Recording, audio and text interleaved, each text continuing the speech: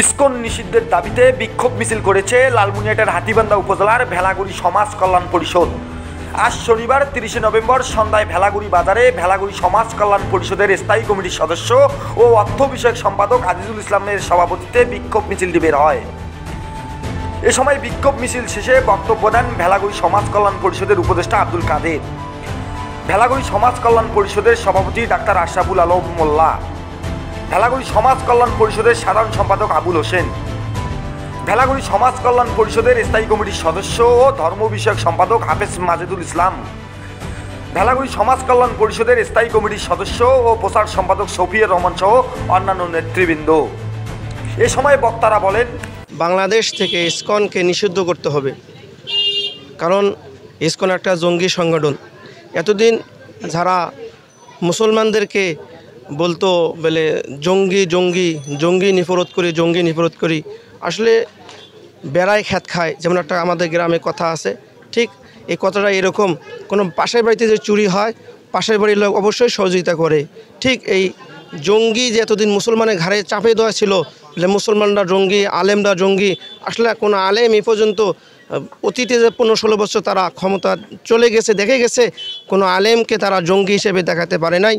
এজন্য মূলত এরা জঙ্গি কর্মকাণ্ড ঘটাইতে ওরা ইসকন দিয়ে আর আমাদের আলেমদেরকে ওরা করছে। এ সময় মামুনুল হককে জেলে বন্দি করা হলো, প্রায় 4 বছর 3 বছর বন্দি করে রাখা হলো। আল্লামা জোনায়েদ বাবুনগরী ওনাকেও জেলে বন্দি করা হয়েছিল, এরপরে জোনায়েল হাবিব ওনাদেরকেও জেলে বন্দি করা হয়েছিল। আর ইসকন আমাদের বাংলাদেশে প্রায় 95% মুসলমানের দেশ, আমাদের একজন সাইকুল হাদিস ইবনে সাইকুল হাদিস ওনাকে বন্দি করা হলো।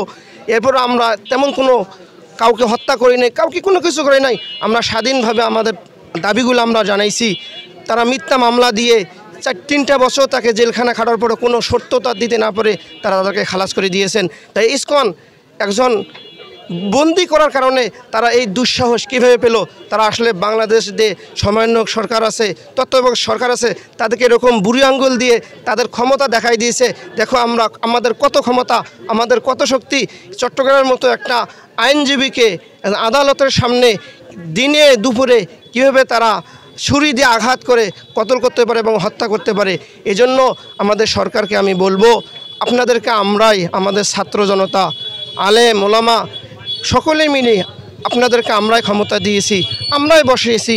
এখন আপনারা যদি আমাদের এই দেশকে শান্ত রাখতে না পারেন, আপনার আদালতের মতো একটা জায়গায় কিভাবে একজন সরকারি আইনজীবীকে ইসকন, সেটা 2% হবে না, একটা অন্য বিদেশি সংগঠন কিভাবে একজন মুসলমানকে আদালতের সামনে হত্যা করে?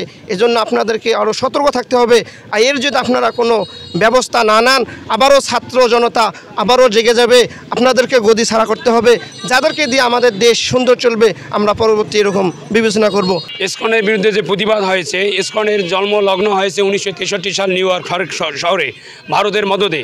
তাই ইসকনে আমরা পিছন দিকে যদি ফিরে যেতে চাই, তাহলে 1952 ভাষা আন্দোলনে ইসকনকে পাওয়া যায়নি, 1900 গণ অভ্যুত্থানে ইসকনকে পাওয়া যায়নি, 1971 সালের মহান মুক্তিযুদ্ধে ইসকনকে পাওয়া যায়নি, এবং শহীদ প্রেসিডেন্ট জিয়াউর রহমানকে যখন হত্যা করা হয়েছিল, সারা বাংলাদেশে একটা জোয়ার উঠেছিল, সেখানকে ইসকনে প্রতিবাদ জানাতে পাওয়া যায়নি। তাহলে অমনিভাবে ইসকন 90-এর যে স্বৈরাচার বিরোধী আন্দোলন হয়েছিল, সেখানে ইসকনকে পাওয়া যায়নি। এমনিভাবে 111-এর সময়ও ইসকনকে পাওয়া যায়নি। এমনিভাবে এই ইসকনকে যে দীর্ঘ 17টি বছর আমাদের মাঝে ফেরাউন নামক যে স্বৈর শাসক, আওয়ামী লীগ নামক যে স্বৈর শাসক চেপেছিল, তখনও ইসকনকে পাওয়া যায়নি। অমনিভাবে 2024 সালে যে আপামর জনতার গণ অভ্যুত্থানের মাধ্যমে এদেশ আবার পুনরায় স্বাধীন হলো, তখনও ইসকনকে পাওয়া যায়নি। যেমনিভাবে আমরা দেখেছি পার্শ্ববর্তী সীমান্তে আমার বোন ফেলানি যখন হত্যা হয়ে 24 ঘন্টা তার লাশ ঝুলিয়ে থাকলো, তখন কোনো ইসকন মানবতার ফেরিওয়ালা ইসকন কোনো কথা বলেনি। তেমনিভাবে কথা বলেনি যখন গণেশ্বর রায়কে পল্টনে পিটানো হলো, কথা বলেনি। যেমন নিপুণ রায়কে সংখ্যালঘু, তাকেও কোনো কথা, পিটানোর পর কোনো কথা বলা হয়নি। যেমনিভাবে বিশ্বজিৎকে দিনের বেলা কুপিয়ে হত্যা হলো, তখনই ইসকন কথা বলেনি।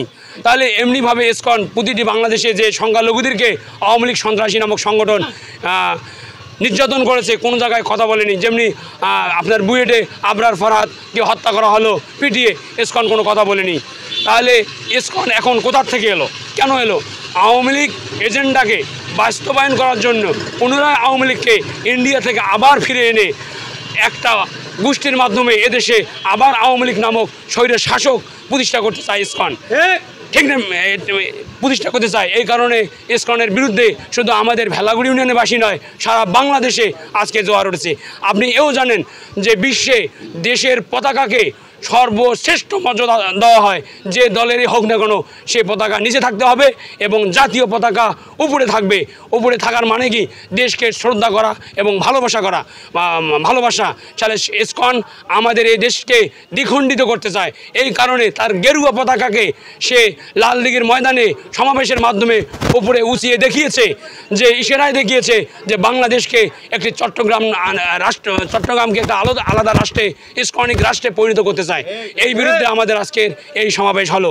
ইসকন সারা বিশ্বে 10টি রাষ্ট্রে জঙ্গি সংগঠন হিসেবে নিষিদ্ধ হয়েছে, যেমন চীনে হয়েছে, মালয়েশিয়া হয়েছে, ইন্দোনেশিয়ায় হয়েছে, আরব আমিরাতে হয়েছে, সৌদি আরব হয়েছে, কাতারে হয়েছে, এইভাবে 10টি রাষ্ট্রে।